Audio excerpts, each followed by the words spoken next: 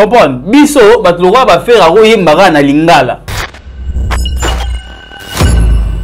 Mais na moment où guerre ya héritier Watanabe na et guerre ya na Ferrego là depuis le dernier stade de martyr où Ezali ya Ferrego là on a une lecture to ça la toloba est-ce que guerre on a pas na raison ya Rosala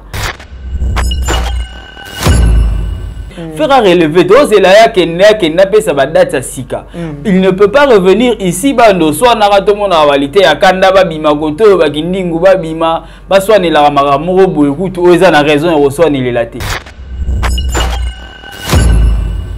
Parce qu'on nous parle toujours qu'il y a un problème entourage naïe, entourage bomakaye et tout. Angle oyo meminga ya entourage lichito loba, Ferrego la entourage. Batu loba échangeaté. Mais après concert, tu as remarqué que entourage bakomo benana bakomo betel isusu bakomo betel ba main libre ya grave. Pas fongola biso ka ba main libre. Ba tourner na ba prestation na c'est bien pour artiste ya ba date toko sa tokita tok mata artiste ya ba date na boyo comparer Ferry na Fali ta mususu na minute yo mais artiste ya ba date la com sa communication gérer même plus dans le Ferry a travaillé charte graphique tu bazara pembe na eba ba Virginie Manganga ba tutu zinga ya Ferrero ba yebi communication ba bisa papa Hervé charte graphique nangina ba bisa eza nini mais je crois que ba yebi ba retravailler charte graphique na couleur ya Ferrero za nini image nini toi nango ya Ferrero gola so total Ferrero qu'est-ce qu'on voit en premier na micro pas ma micro le box ali plein à stade visa classe là voilà ce qu'on a appelle tout ça en Virginie pe ba le rose ali bosso le bigo ça après ça va relever défi.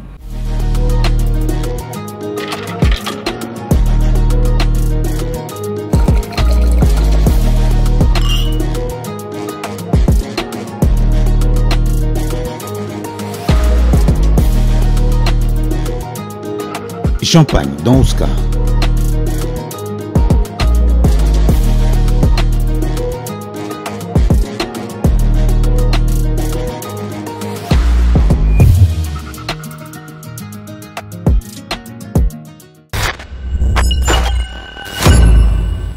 Bonjour Litchfela, bonjour Nabandego, Nyoso Wala Nabiso de partout. C'est un grand plaisir de se retrouver encore ici. On a plateau d'honneur, rendez-vous à Bakinois et à Solo tout le babon. Ouais, merci Chris Moulunda. N'habitez aux hommes d'information des autambola sortie médiatique et artistes et belé. Et aujourd'hui, j'aimerais te poser quelques questions, mais qu'un peu qu'on développe en haut. Qu'est-ce qui se passe? Aujourd'hui, on voit guerre entre Bana Wenge. On voit entre héritier Watanabe et Ferrego là.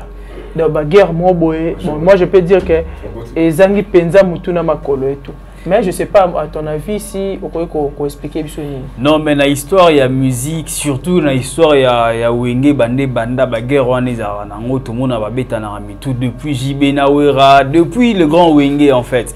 Ba guerre ezara nango. Mais il faut aussi dire que la nouvelle génération, la guerre pezala zala nango, mais na moment où guerre ya héritier Watanabe na et guerre ya na Ferrego là depuis le dernier stade de martyr où Ezali ya Ferrego là on a une lecture to ça la toloba est-ce que guerre on a pas na raison ya Rosala. Donc tout au long de l'émission tu as développé en auto et nani nde a gafele nani nani nde a solo la bien quoi entre bango mibale problème ezanini kasi to linga pe to kota kamba mon sujet parce que to moni ba tout so ba que guerre héritier na artiste Fali pour pas bato ba informer te ba ba que Fali ba warrior ba zo soutenir héritier et ba zo lo ba lisusu que héritier Watanabe n'a pas azana poité na Ferrego là et puis bato ba pelisa moto wana ba bi we raza papa mabe yem tezo pelisa moto entre banana mais faut ba héritier ana ba fan na ba spiritas bazali Ferrego là ana ba goloa soki spiritas a lobeli Ferry mabe ya warrior azawat il faut aussi se poser des questions warrior azawana te na makambo wana soki pe muto a golo a telemi a chrétien héritier warrior azawat bango na bango nde wenge ndenge wenge za na esprit ya combat baza na ba raison bazo bundelela mais guerre wana toloba to kita to mataya na raison za la te Héritier a préparé l'album nae foya. Normalement il faut ben na batunae mato ito se concentrer na promo. Voilà. Faire a auto beta stade de martyr to romo zelae a kenen international a chata Zénith de Paris a beta double Zénith a relevé le plus grand défi à l'étranger au ratiki la biso double Zénith. Faire a relevé to zelae kena pe sa date à sika. Il ne peut pas revenir ici bando soit na rato mon qualité ya kanda ba bima goto ba kindingu ba bima baswani la maramoro boyekutu oza na raison et reswani les laté. Tu vois, faire peut-être n'a plus rien à prouver à niveau national qu'on se le dise. Faire un élo à prouver souté. Mais pourquoi faut reswani la stade de martyr ya Ferré na stade de martyr à Wata. Wata a fait ce qu'il pouvait. Mboula et Bouma et Ferré a fait ce qu'il pouvait. Et puis Moutounamoudassali Maramnatan quand il pouvait le faire. Donc, Bafan faire audio moi a fait rigoler et Fuitaki juste après le concert, le lendemain à concert, à Benda Batumato Abi, to soit na ralisu souté. Bato se concentrer na boulot na biso ko ba sone là. Le même jour moi salaka vidéo na pourquoi marque aux les ka finga bat na TV.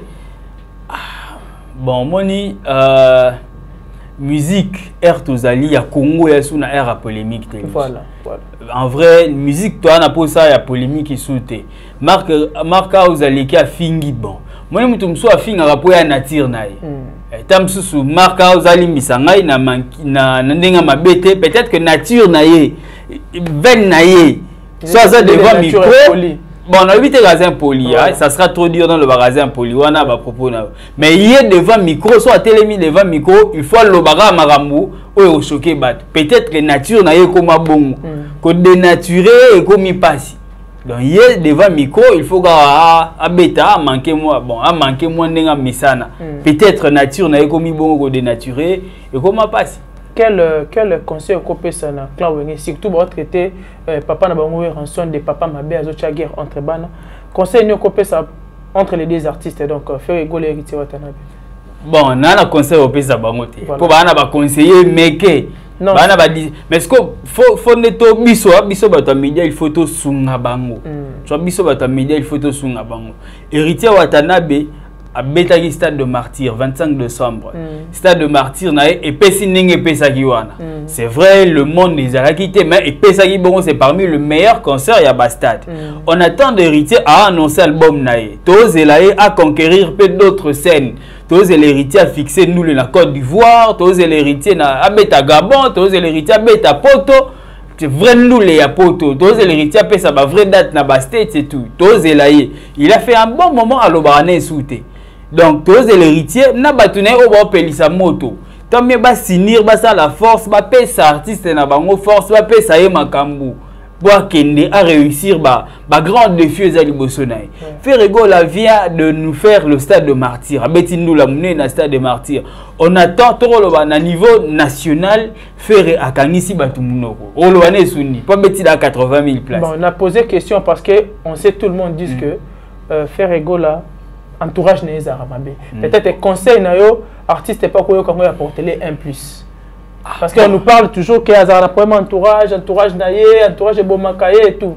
Angle oyo meminga ya entourage lichito loba Ferrego la entourage batuba loba échangeate.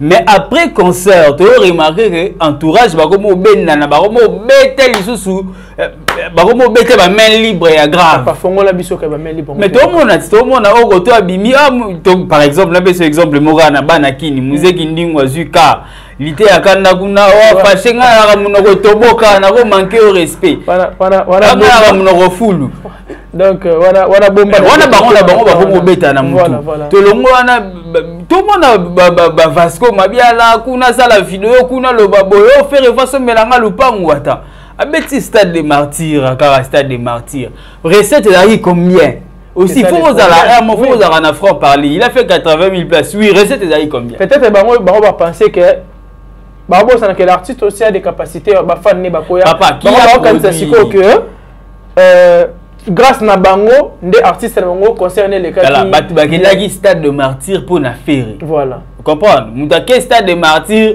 yo aussi musicien nini o aye bana sala vocal a romi mapata 5000 personnes à stade ah non azate mutake stade de martyr pour na faire et za faire ba doake pour na faire voilà C'est-à-dire, il n'y a pas de travailler pour la faire, pour les comment faire. Effectivement. C'est-à-dire, ce qu'on dit nous, les sili, ce qu'on pas nous maël na yo. Ce que moi que boulot na yo, ça les a boulot aux communicateurs y a faire. Taxer faire à fonction ya musala na yo. Yo si go évaluer revenu na yo, salaire na yo faire à foutre. Est-ce que go sommelo ou pas? Faut évaluer bon, yo ça te pas mutu na boulot ya o chaye poa. Allez, et go mi on sommela nga lupango. Non, do bon mana pour rien. Est-ce que Moussa Losali peut mener faire ego sommelo ou pas? Top qu'il dessous plus loin. Après stade de faire ego là, tout le monde l'artiste invité na francophonie. Na fait spam. Tout le monde est sous na fait spam. Bandeno na fait spam, mais tu occupé le sous à la francophonie. Après stade qui peut déjà, je me souviens c'était les samedis ou les dimanches, na fait spam. Bon, ça s'est bien passé dans le monde à image, mais toi en tant qu'analyste. Faut trouver que parcours wana kokende na et occupé mambo belé ba touti mutu na mutuka ba bloque bien belé fais un peu ton analyse na yo na côté wana to c'est un peu ya ko faciliter ba o ba informer te ba o ba marambo bien te o éclaircir bango. Mais dire que faire à touti mutuka na bandela touti batu c'est faux, faire à touti mututé sauf que ba fan ba lagi moins contrôler en ngweme lagi makasi faire à démarrer rapide moi mutu tout animal le colonie. Ba tourner na ba prestation na c'est bien pour artiste ya ba date toko sa tokita to mata artiste ya ba date na boyo comparer faire na fali ta mususu na minute yo mais artiste ya ba date c'est bien bravo faire ego là bravo ba date ça romozwa sikoyo c'est bien apé sa nyonso te dis un meilleur chanteur apé sa nyonso à redorer blason na à redorer la com, sa communication, j'irai même plus là, faire et à travailler charte graphique. Tu vas rappeler Virginie Manganga, tout zinga faire et communication. Ça papa Hervé charte graphique. Mais je crois que bayebi ba retravailler charte graphique na couleur et affaire et aranini image nini toi nango ya faire. Gola, so total qu'est-ce qu'on voit en premier? Bah retravailler charte graphique, bah travailler, puis bah travailler bah jeune naïe Brazzaville déjà c'est bon. Azon aki na beta francophonie c'est bon. Tous là ça la zou ya miné mais Brazzaville les a en fait les a concert y a fait rigoler. Tu as vu que ça qui festival. Mais on attendait aussi na plein moro craquer ça que ba Gola va se présenter stade ya Masamba débat et déborder mais on a vu peut-être moi parce que il faut qu'on se le dise hein, faire à Betty Roga à domicile. Voilà. Bon, à Betty nous les bien à réussir il a réussi. Moi dit le plein t'as tout si gars moi débat plein c'est important mais ça plein ça passi. Voilà. Le moins qui nous ça plein à Brazza et à passi. Donc le ça lui on a ils a coquille. Voilà. Bravo Ferrego. Par rapport à son niveau, peut-être c'est pas par rapport à son niveau, Ferrego là, c'est un grand artiste. Voilà. Il a fait ce qu'il pouvait. Donc, il y a moins à voir. D'accord. Ce que évolution, aïe, Arbet tapé la francophonie. Et vous attendez aussi ce que, si je comprends bien ce que vous voulez dire que vous avez besoin d'artistes à toucher peu de gauche à droite. Au niveau international. Vous rappelez le mouroir. Er fali ok beta libana ba bengi artiste à festival. Vous comprenez? Faire pas comme que beta liban c'est que faire pas comme artiste à festival. Voilà donc cela signifie que passer parole vont passer rattraper bon la future. Moni ndoulé ya kilelo ya neti ndula kalate. Voilà. Ndula kalezagi kosa leka. Lelo to na var. Voilà. Oh on a finga wa mudu to moni mission do ça lelo ba ko bimisela biso on peut dans 2 ans 3 ans. Var inyati biso. C'est-à-dire maram dolo ba lelo photos à cohérent na autre lo ba lobby. Var na lo ba droit chemin ba lo ba na warrior. Mais faut za na mulongo. Voilà. C'est-à-dire nous la lelo comment nous les ya var. Donc faire lelo et siga zali il fait de festival. Bravo, bah c'est concentré na yé pour avancer bien. Et sur le plan international déjà tu vois qu'Enda Bandi ba festival et ko booster pe libanda. Papa international à Maramoussous. Voilà, est-ce qu'on a un niveau international? Tu le vois dans quel angle? Est-ce que ça va réussir? Est-ce qu'il restera toujours la même personne? Mais c'est les rumbistes comme il le dit souvent. Parce que tout le monde a qui est rumba trap nae et tout ça là. Mais même si ça va pas donné à 100%, mais quand même il a essayé. Et vous attendez que Stade PC moi vend mon robot sur le plan international. Tu fais la erreur, il y a biso ba congolais to kantailo mo pour y ba international faut y ba français. Voilà. Ba salif ke ita ba mba mnoni. Angelique Kidjo Bayemba na minoro na bango. Bayemba minoro mboka na bango nde ba commercialiser contenu na bango. Mais la mélodie ne sangare ayemba na minoro nini. A commercialiser contenu na ye. Voilà. Comprendre? Biso batloka ba faire aro yemba na lingala. Na ina bato mona ona fali. Ayemba na ye na lingala ye na tokos na ye. Ba commercialiser ba malango nde bien. Parce que le niveau international, c'est le sérieux autour de ce que vous faites. Parce que je viens de voir Namoni vidéo mon faire rigolo yemba nzembo ya Everything I Do ya Brandy ba cover avec ta cover ma yemba version française la fille Sarah est à niveau ça cover. Ça les cover. Est-ce que Ferry na ki Ferry à niveau ça cover. Voilà ba téléspectateur nga la journaliste. Nga na mitou na bon ba dossier za yo mais nga so na mitou ni pe bo répondre ngai. Est-ce que Ferry na ki niveau ya ki Ferry ana tant ça la cover. Parce que ça fait partie de la stratégie de communication. Ferry na ki Ferry à ça cover ya Brandy. Cover wana tiko photo na ya cover officiel. To ya cover ya yemora sepeli à sa cover. Bon. Parce que na niveau na ye pas ça la cover, il faut foutre ba droit d'auteur et tout fait à la logique. C'est-à-dire droit d'auteur na ngo ezali. Ba ye manze mutuka bongo te. To zaki na bino awa nze moko américaine moko akanga photo na fond atenze mwata boulay. To facha biso acha nema franco. To facha biso tout. To senga ba droit d'auteur. Voilà. Oh droit d'auteur akanga photo atenze ma franco ndenge nini. To biso ba congolais to senga ba droit d'auteur. Parce que faire na ki niveau ya ki faire. Est-ce qu'il a le temps de faire le droit les covers? Parce que ça la cover le cover bah ça la pour attirer attention il y a public morobo. Ce qu'on fait, il veut maintenant attirer l'attention du public francophone et anglophone. Non, il a interprété ça en français. Il y a une jeune fille de Sarah en France. Il y a un cover à cause de Nzembo Moutou. À ça, en traduction. Sarah, elle est un peu claire. Elle est très suivie. Voilà. Donc, Sarah, qui Everything I Do en français, fera interpréter ça dans le cover. Sarah, elle est un peu. Moi un métier là boito la version ana et tout monier ba version ça là aza juste simple interprète en ligne et puis à suivi na YouTube.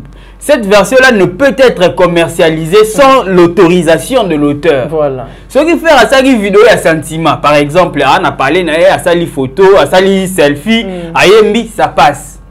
Mais faire un cover on a type commercial faut parce que il faut informer et puis wapi so il penza la forme que et comme commercial on comme il comme moi j'ai vu na page à faire rigola je vu ba tchango na Facebook il a chanté à mbe banze momi balé moko dédié on a ba maman et puis à Bettina Everything I Do ça pena nto abeta clavier yé mona bien filmé bah ça le peut montage siko ya mona loba faire rigola na ici na niveau na parce que si je comprends na niveau na faire rigola c'est un grand artiste de ces pays un très grand même il y a Afrique mais na niveau na ye ya bilo mzoro ça souté voilà tu as droit la tête la mugi boye to moni bon parce que to tchara mingi na fali to la to la mugi boye to moni fali à ça la cover à Michael Jackson.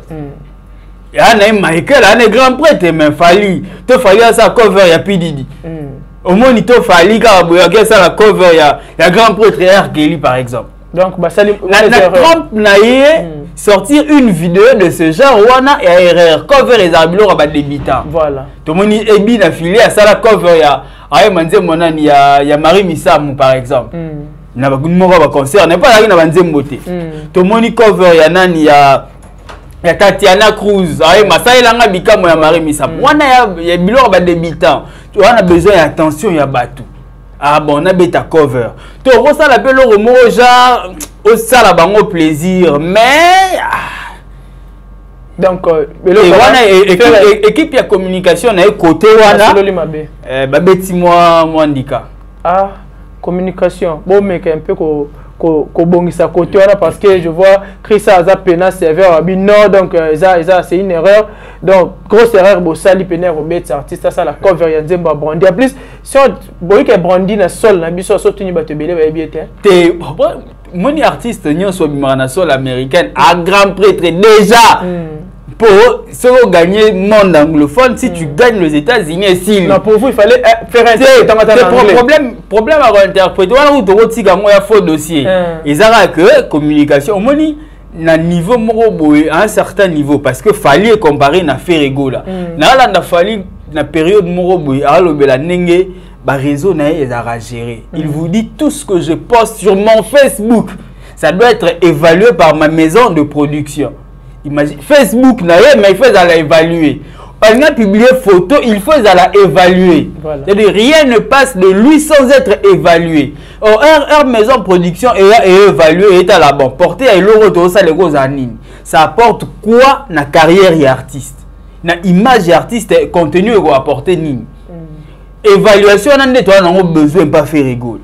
C'est-à-dire on a bima ça la vidéo à téléphone. Ah ben ça battu na concert. Faut vidéo on est à la évaluer à 30 fois. Jusqu'à ce que tu aies on ça bientôt publié. Ils ont sali vidéo na ya bimité. Ibongoté. Et puis na à l'époque période mo bo to ngato ça spot mo bo na JB Mpiana papa chéri. Spot publicitaire.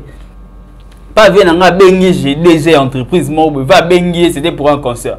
Va bengi tout OK na tongo chez Vienne à Montfleury à l'époque. To koti boy. To zeli ti papa chéri bima. Abi nena boye po médecin singa les gars na TVT po posonanga ya bien te kala papa chéri il y a 5 ans il y a 10 ans passé ta ti lelo et biso ga les gars na TVT po médecin singa posonné ya bien te to tourna te lit OK to yaki na ba matos to tourna te po poso papa chéri médecin singa les gars na TVT moni ba niveau ba faire yangwana. Il ne peut pas se réveiller un matin à filmer sur une téléphone ni sur une itel à tes iPhone. Donc rien de Ferrego là ne peut passer comme d'emblée. Non, tout doit être calculé. C'est ça la communication. Ah d'accord. Là vraiment je suis d'accord avec toi. Je trouve que l'entourage des autres ça a toujours Moussa Naomabé parce que l'artiste avait fait vidéo moi après stade avec beaucoup d'humiliation. Il a fait sortie médiatique belé bon linga il fallait avoir et l'autre artiste il me faisait la revue na staff naie. Mais maintenant si la stratégie de communication ils a rébellé peut-être que stratégie naie la communication ils a à la fois glissé à bongo et attirer à bateau. C'est que c'est la stratégie de communication bravo vous êtes fort. Mais c'est la stratégie de communication bon déjà on a bateau bien il faut qu'on se le dise les lots bateau ici stade de martyr bateau bien. Mais on nous dit que la sœur Laurent Tendance il faut un poteau quelque chose comme ça elle était venue juste pour l'instant, la personne peut être moni, il y a eu au coup de pouce, et aujourd'hui les Golas sont contre elle. Babi qui a un poteau à faire et tout. Bon, bureau na ina binding za rappel composé témoin ba mutuna mutara na bureau na ya. C'est bureau ta mususu ya artiste le rôle là quadra par exemple toi na moi idée ya bureau ya structure ya logique na ye. Tu vois artiste me bureau à faire moi na kota ngo penze ezate Laurent Tendance to ça la bien Virginie manganga ça la boulot bien moi to kota penza wana ezate c'est to avancer. D'accord, mais tozaka wana na faire rigola to moni lité akanda musique ndingu na bagolo mususu dans nde ba pesi musique ndingu mutuka et ça les grands polémiques je te dis mon frère donc bagolo la minute baza batusu ngambo ya beaucoup nasi au mona pe ba sorti médiatique ba golo mususu moi tiraime za ngambo na bango l'HP là ben singa na émission na awalelo bon là na droit tout nos ba question mais to que quand même na logique toi na plateau d'honneur ngai na yo awa to yebi que surtout comme une fin du mois entreprise ebelé à Congo solo la rabato et solo la rabato en fonction il y a rentabilité na bino donc ndenge ngana obengisinga na émission non awa na fin du mois s'il faut solo la biso to yo solo en fonction ya ndenge ozaki rentable faut évaluer maintenant qu'est-ce que l'ité à Kanda a apporté na vie ya Ferry to na carrière ya Ferry qu'est-ce que Kiningu a apporté na vie ya Ferry patron a récompensé Mutu en fonction ya apport ya Mutu wana na entreprise na ye. Ferrego a remarqué que l'ité à Kanda il a fait quelque chose na évité so ya nengeni mais apport ya Kiningu c'est remarquable. Kiningu rosa susu boité comme moi niveau élevé zoa mutuka.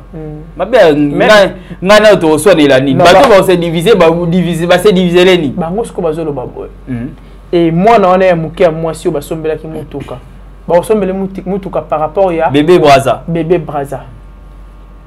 Mbandego nanga Braza mbote bébé Braza to moni mutuka ngope balaki. Bébé Braza amata na podium amata te faire alinga bete et puis batu bande ko s'attendre na bébé Brazate mais on a vu valité à Kanda bande ko ra mususu ba na bo wana uja moi ba makambo wana batu wana ngani ngolobela ngoti ngolobela ngoti parce que faut qu'on se le dise moi marge ezali ngana na ba notion ya communication ngana na ba notion ya boulot ngana sa boulot na ninga logique ngana mutaja lelo te c'est à dire ngana roya te na bando finga kingani to kingani ba minoko na bango ça juste ka analyse mususu ba minoko fulu to boy ba obeta so ba obeta ba ndika moi salité autokolanda te est-ce que nous c'est non pour vous d'autres horizons vous mérite mieux qualité à Kanda non on a vu sur la logique, le patron paye mieux, c'est lui qui bosse mieux. Pourquoi?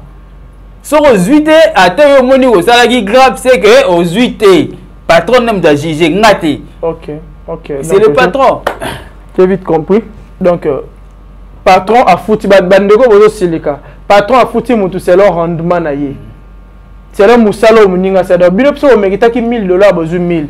Kinding sera mérita qui mutuka azumutuka. Donc vous allez un peu patient, vous soutenir toujours artiste nabino et que ça là vraiment bien. Donc trouve nation déjà rejeté papa. Oui. Qu'est-ce que tout le monde ici le moi muke zo mettre peut épingler en cas muke. Clan Wenge na clan latino, clan Wenge avec Fally Ipupa. Tout le monde est sorti médiatique il y a Virginie Manganga. Virginie Manganga dit que Fally Ipupa n'a encore rien fait dans la musique congolaise. OK. Côté Odile Manzako abiso Fally Ipupa za danger faut beta fara. Virginie Manganga prouve que non, ouais razali kolopeta bimisa bana Fally o batu bazo comme sa grand artiste moi nani déjà bimisa misene ni batu bayebi.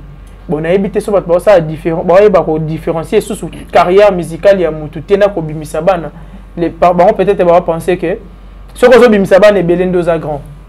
Et na évité analyse na ngambo na nabi comme Michael Jackson te ya lo wa ngana lobi boso Virginie Manganga grand multimédia abeta stade de Martyr pour Viezacle à ça la stade de Martyr voilà ya lo ngana lobi bo o ngai monde na fani na na bige Virginie à ça la makambo belé o tamsungana na salité na makambo média voilà Virginie abeta be mission minene Virginie ningisa pe kina kwa na voilà mais ne bi que Viezacle à ça la stade de Martyr aya na tige obiso pe photo relever défi tu peux na tige le stade de Martyr plein craqué na ina micro pa ma micro le box ali plein na stade Viezacle la sala voilà ce qu'on a appelé to senga Virginie pe ba le rosa liboso le bigo sala après ça va relever défi to senga relever défi po okolo ba moni so muto aloba kala na ye abetaka masolo kala c'est que lelo na ye eza elo oté. Est-ce que c'est vraiment important? Est-ce que c'est vraiment important car il faut Fally pour pas bête faire dans mutumo? Papa, ngai na yo to na bureau ya artiste tant mususu. Comprendre? Nga so na lobby par exemple artiste qui ngani na lobby na TV wa que nani na c'est exemple. Na baba netoza bo na TV awa Inosbi par exemple abeta terrain G d'Alemba pour Garli Garvey à ça la pleine terrain G d'Alem. Yebisanga. Muzoba. Il y a bêtise. Voilà. Or, par proche artiste X. Il faut faire en sorte que l'artiste n'a la meilleure comparé à d'autres artistes. Donc, c'est que d'autres artistes étaient la mieux que oh nous sommes la kala. Bango linga basa la neti comparaison comme ba copie coller. Comparaison na sens té. Comparaison na sens. Est-ce que faire le phare ou faire des concerts na Kinshasa? En fait phare nan. C'est ça que je pose d'abord la question. Il y a kende ouais na jibu abeta phare. Il peut faire beta phare. Est-ce que abeta phare nan? De quoi apporter ni abeta na mutumo akla wenge faire. Mutunini. Kasi bongo batai. Fabregas bon faire to tient en faire. Yo na ba moni débat ya Fally na faire na po na ngeza faux débat. Voilà. Pourquoi? Explique-toi. Débat Fally na faire ya faux débat po bango nyonso mibale bazara sou penza esika morote. Moi na niveau local tam sou ba esika mo. Mais international elo mususu qui est au-dessus. Papa. On a ma mususu faut pas que vérifier. Mikolo ka moins de 3 jours na tangi na défilé na Facebook bo beta masolo album le plus vendu. C'est ba Congolo ba bisaki ba album nani ateki. Na yoki mawana mikangeli nzoto ve moko beve. Mais abeta tammi ateki ata 500 exemplaires au na France. OK. Ata 500 comités.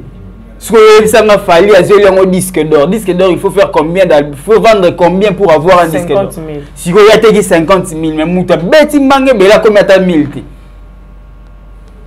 Et bisanga. Si vous mouta bon on ne faut zongi ça sous na ki poni to linga ozongi ça batu na biso sima. Tout le monde attend si Kolo Baké, Nani Azaboui, Nani Azaboui. Des abattements. Bravo dans ce qu'il a fait, à continuer les sous-sous. Comprends? Il a fait déjà de très grands pas. Structuration en bureau, Tozelaï, Agnata, l'issou fort. Fallait à Salada Maramunaye, à continuer au Salamaramunaye. Tosan, il a fallu à préparer Nolo. Tosan, il a fallu à préparer Yuare. T'as la savoir-faire à Moutou. Il vous annonce. Il n'a pas le temps. Il a fait rigoler à Tchabadat, sur Tchaïpoa, sur la promo. Il fallait acheter Badat, partager à la page, na biso de l'obélarango à gauche et droite. Donc, si on comprend que donc fallait à la moutoute à concurrencer na clan wenge vu à déjà moi tout ça la concurrence ani. Voilà. Pour clan wenge bango na bango non baswa. Héritier na fali na ferina leki muninga. Bango na bango. Est-ce que le débat est important? Non. Est-ce qu'il faut to tchana poids na minute au clan wenge bon to tchana ni poids na ninde na makamu photo tchai poids. To tchai au poids. Ah après bon to tchana ni poids. Il faut ça bongo. Et débat na musique est important te fa wera na jibe ba comprendre ba fan ensemble tara wera na jibe nde ba betsa biso ba makofi ba fan ensemble ba développer pour ba comprendre que débat est important te na minute les mots fali et les mots héritier na faire faut ba comprendre que est important te il fallait na faire écoute vieux ça classe la projet à Sangisa Bango. Bon ce que héritier na wa tabaso héritier na nani na faire ba welani. Donc pour na selon yo pour que notre culture to make un peu quoi avancer. Tu peux proposer quoi pour nos artistes pour na ba bureau pour le fan et tout.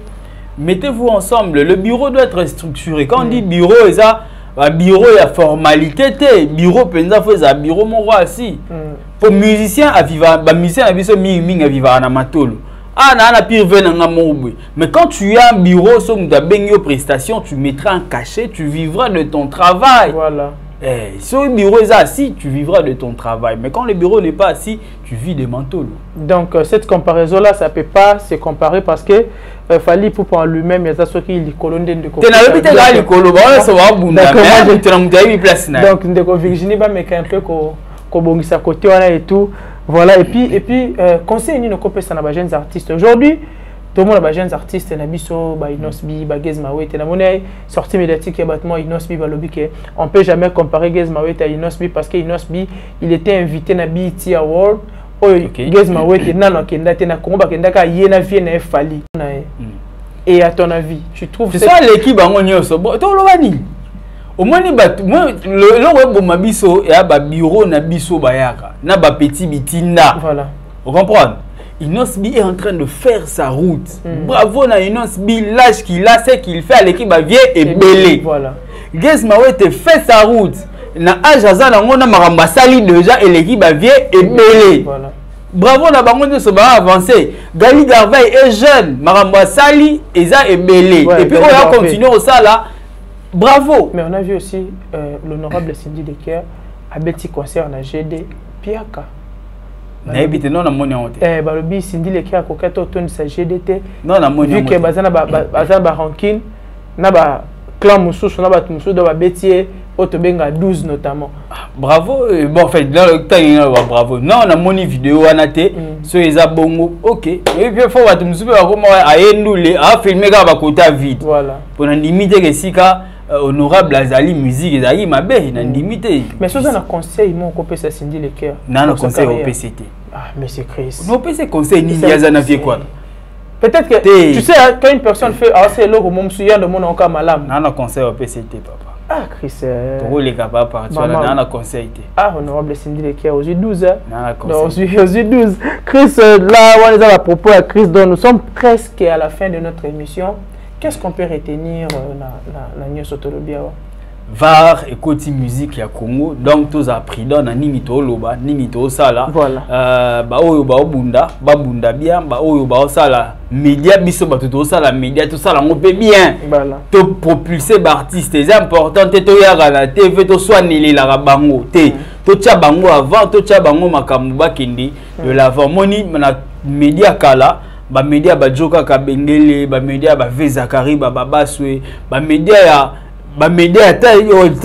ba Caribou variété ya ba Mami il est là. Moni média on est pour propulser les artistes.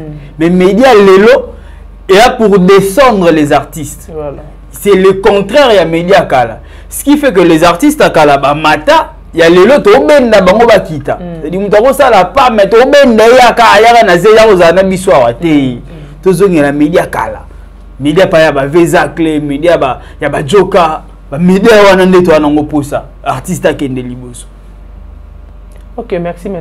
Chris Ndoki. Ndengo accepta qui invitation sur le cadre sur le plateau de Neme pas poser qui ma force au monde en terre. Nazali na gombe ça mambote. Te yo na pena ya sûr donc ba dédicace na do ya sûr pena prendre ton temps au pe ça va dédicace. Mbote na bandego ba nanga na Maroc. Merci, mention spéciale à vous. Appel wana sala ngai très bien. Mbote na ba nanga na France. Mbote na ba nanga aux États-Unis. Kuna en tout cas, merci na babaz na biso tout. On vous aime, on vous aime. Merci Chris pour l'invitation. Je vous remercie beaucoup. Tu as vu que tout le monde a mon année développé. Mais tout le monde qui me bisoté. Merci du début à la fin. Là, je dis un grand merci à Elisabeth Mawete depuis les États-Unis. Pourquoi pas Kadi Forme et à Michael Mwamba et Beni Wangila. Donc voilà. Et puis je vois Maître Steve Kiwata, le mari de Maman Nana Kanko. Pourquoi pas Skyper officiel. Mon oncle Papi Chakulenda, oncle Nao, c'est là-bas soutien, moi naïe, donc matériel, kake ça, pourquoi pas Théongan de Protect ta service, Taquin TSL Pro. Et puis je profite aussi d'un peu sa message, Master Nanga Wangler Yakuza, les Congolais, mais il évolue dans côté à Bangola, c'est un artiste très talentueux. Avant la tournée, na Kinshasa d'ici là, donc on fait ça nous information, toi qui de soutenir bah oh biso dans ça évoluer bah côté on et que ça là vraiment bien. Et puis Podo Kakalunga, battant de Moïse depuis les États-Unis, donc je te salue. Pourquoi pas mauvais Kingdom les Toulousains, Tom Kitoko. Pourquoi pas Brunel Kavuka, les Gaulois, Christivi Kapechi, ma jeune sœur que j'aime bien. Esther Wapechi, Motema Hermas Malanda. Pourquoi pas Beni Wapechi, la chocolate. Voilà. Chilon Souka, les Messi et Petit Andres Mobimba. Là, je vois Moïse Bongon dans la caméra. Merci beaucoup. Et puis Moura, Serge Mouembia. On a une équipe technique. On va ça là, qui est monsieur Ebimande, Bozomona Kitoko. Quant à moi, je vous dis bye bye et à la prochaine.